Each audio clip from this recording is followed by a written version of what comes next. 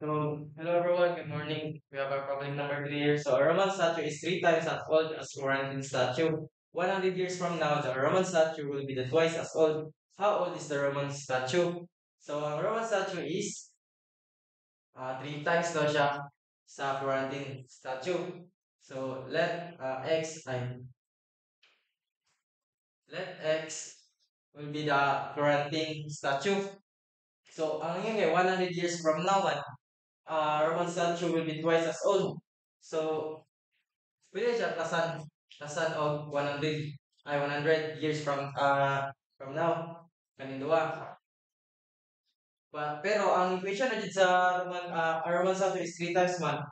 So, ang dapat ang equation is 3x. Moro jud ni ang Roman statue. So, ato na siya gi-equate.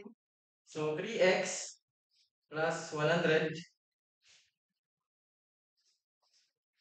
Ano siya nga 100 years from now, the Roman statue will be twice as old.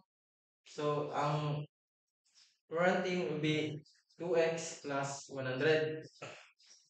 Then, ang tawag siyang equate 3x plus 100, 2x plus 200. Cancel na ito ng 2, tapos kani, mabili na lang ang x. Tapos, balinin mo na ito, ang 100. So, mabili na lang niya is 100. Kani na yung 100, substitute mo sa equation sa Roman statue, which is 3x. So, 3 times 100 equals 300 years old. So, ang answer niya is letter B.